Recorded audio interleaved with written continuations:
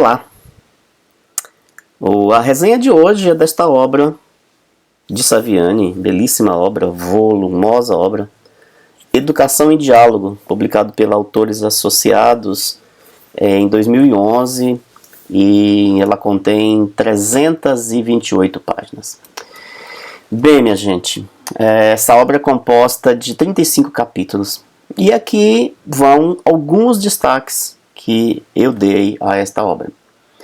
O primeiro é o capítulo Educação e Transformação, que na verdade é uma entrevista concedida por Saviani a um jornal de Montevidéu, no Uruguai, em 1987, mas extremamente atual, no qual ele discute esta relação sempre presente, sempre sensível entre a educação e a transformação social. O capítulo intitulado STED-BR e a Educação no Brasil discute a importância deste grupo de estudos e pesquisas da História, Sociedade e Educação no Brasil, o STED-BR, que havia em 2007 completado 20 anos de existência. Aqui, Saviani foi perguntado sobre a famosa teoria da curvatura da vara. O entrevistador lhe pergunta: para onde pende esta vara? Saviani nos diz que a teoria da curvatura da vara é uma metáfora polêmica e que o seu sentido é a negação frontal das teses correntes. Isso porque, como para se endireitar uma vara que está torta, não basta colocá-la na posição correta, mas que é preciso curvá-la para o lado oposto, também no debate, no campo ideológico, não basta enunciar uma concepção correta para que os desvios sejam corrigidos. É necessário abalar as certezas, desautorizar o senso comum. Saviani acrescenta ainda que o objetivo dele, ao introduzir no debate educacional a teoria da curvatura da vara, cunhada por Lenin, foi o de polemizar, foi o de fazer pensar, e nos diz que a posição dominante tende sempre para o lado dos mecanismos de mercado, valorizando a privatização como uma visão como que fragmentada, voltada para o campo local, particular, pontual. E nesse contexto, esse exercício da teoria da curvatura da vara levaria a demonstrar a falsidade dessa visão, tida obviamente como verdadeira. Saviani nos diz que, em relação à história da educação no Brasil, cabe ao educador, em primeiro lugar, procurar conhecê-la, pois sua atuação se dá no interior dessa história.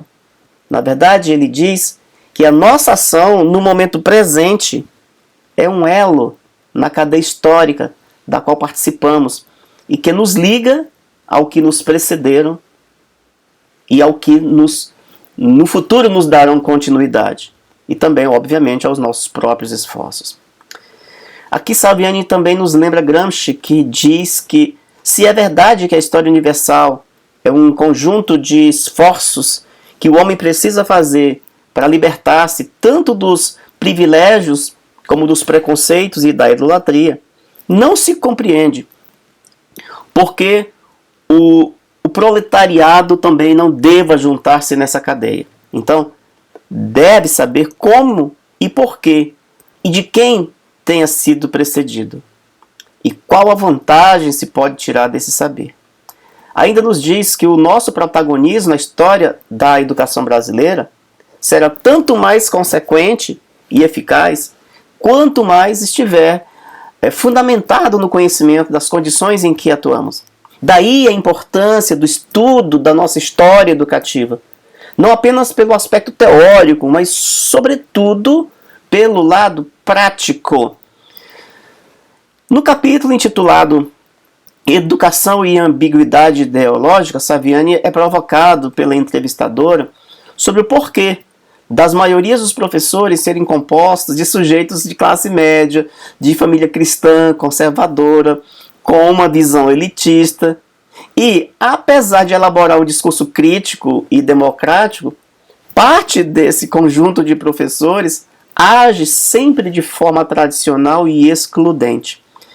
E é perguntado também como é possível quebrar esta ambiguidade. Então, conheça essa discussão nessa obra. Destaco também o capítulo Pedagogia, Políticas Educativas e o Sindicato dos Professores, que também é uma entrevista. Essa entrevista foi dada por Saviani ao Sindicato dos Professores de Guarulhos no ano de 2007. Aqui nessa entrevista, a jornalista faz a seguinte pergunta para Saviani. No livro Pedagogia Histórico-Crítica, Primeiras Aproximações, o senhor defende o trabalho educativo como ato de produzir de forma direta e intencional em cada indivíduo singular a humanidade que é produzida histórica e coletivamente pelo conjunto dos homens. Quais as possibilidades objetivas que a escola de hoje tem, né, de produzir essa humanidade? E ela complementa, não seria tarefa demasiada para a escola se considerarmos que ela é parte de uma estrutura, pelo menos no momento, para a sua sustentação, e por isso não precisa necessariamente produzir essa humanidade? E aqui o Saviani responde e diz que a mencionada definição de trabalho educativo tem um caráter geral e reporta-se ao significado da educação ao longo da história da humanidade, nos diferentes tipos de sociedade. A escola, como integrante do processo educativo, realiza este trabalho educativo ao mesmo tempo que participa dele. Portanto, sua especificidade em relação ao conteúdo expresso na sua definição explica-se por si mesma.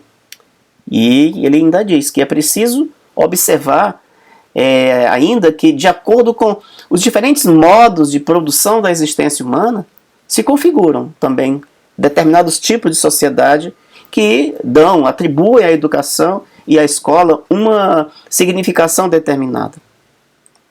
Com a divisão, vai dizer Saviani, com a divisão da sociedade em classes, especificamente sobre o modo de produção capitalista, a educação recebeu uma determinação particular, marcada pelo conflito entre as classes fundamentais. E aqui o entrevistador pergunta para Saviani, no caso específico da formação de professores no Brasil, e ele responde que essa tarefa tem de ser urgentemente requalificada para que a escola básica, para que a educação básica possa apresentar melhores resultados. Se o professor ensina mal, é porque, vai dizer Saviani, é porque ele foi mal formado. E essa discussão vai adiante, convido para conhecer, para que vocês conheçam. No capítulo intitulado A Pedagogia Histórico-Crítica e as Escolas, o entrevistador pergunta quais as perspectivas de implantação dessa concepção histórico-crítica nas escolas brasileiras. E Saviani responde que essa proposta busca interferir na situação atual, objetivando sua transformação da escola e da sociedade, por consequente. E que trata-se de uma proposta que tem pretensão de orientar, de alguma forma, os professores, as professoras, sobre as possibilidades de imprimirmos rumos diferentes ao processo pedagógico. Entretanto, aqui, ele vai dizer Saviani, nós precisamos ter consciência clara de que a possibilidade dessa implantação em larga escala nas escolas das redes públicas brasileiras depende das transformações na própria sociedade, que atualmente não estão dadas e também não se apresentam como viáveis em um horizonte próximo. Cabe continuar divulgando, vai dizer ele, a proposta e buscando formas de articulá-la com a prática dos professores nas escolas. Sabendo, porém, alerta Dermeval Saviani, que ela desempenha o papel de resistência. Sua função é manter os educadores mobilizados na busca de novas perspectivas para a educação, mostrando que é possível, sim, uma educação diferente, com a clareza de que ela faz parte de um processo mais amplo e que só poderá ser implantada de modo pleno quando as transformações no âmbito da própria sociedade acontecerem. No capítulo Aprender a Aprender, o jornalista pergunta o que Saviani pensa da memória, da repetição no processo de ensino. Saviani responde que as teorias psicológicas modernas e também pós-modernas tendem a secundarizar a memória enquanto faculdade psicológica e a repetição enquanto estratégia pedagógica. E ele vai nos dizer que isso é algo que as pesquisas psicológicas de base dialética marxista, como a escola de Vygotsky, questionam. Elas mostram o papel importante da memória e da repetição nas aprendizagens e no desenvolvimento. A tese de que a criatividade é o oposto da mecanização, que é o oposto da automatização, não se sustenta, porque essa visão da criatividade é como se a pessoa pudesse ser criativa a partir do nada. O que se constata no processo de desenvolvimento das crianças é que a fixação dos mecanismos não é impeditiva da criatividade. Muito pelo contrário, é condição para a criatividade. No capítulo Educação e Transformação Social, Saviani vai nos dizer lindamente o que o Vygotsky também diz em muitos lugares, que o homem não nasce homem. Para chegar a ser homem, precisa aprender, precisa passar pelos processos educativos. Assim, em cada etapa histórica, é também papel da educação tornar cada homem contemporâneo à sua época pela apropriação dos elementos essenciais acumulados historicamente pela humanidade. Saviani vai nos lembrar que foi por isso que no livro Pedagogia Histórico-Crítica ele define a educação como o ato de produzir em cada indivíduo singular a humanidade, que é produzida histórica e coletivamente pelo conjunto dos homens. Que está aí a função própria da educação na promoção do homem. Outro destaque que eu gostaria de dar é no capítulo Questões para a Pedagogia Histórico-Crítica. Aqui o entrevistador quer saber as diferenças entre teoria histórico-cultural, tendência crítico-social e pedagogia histórico-crítica.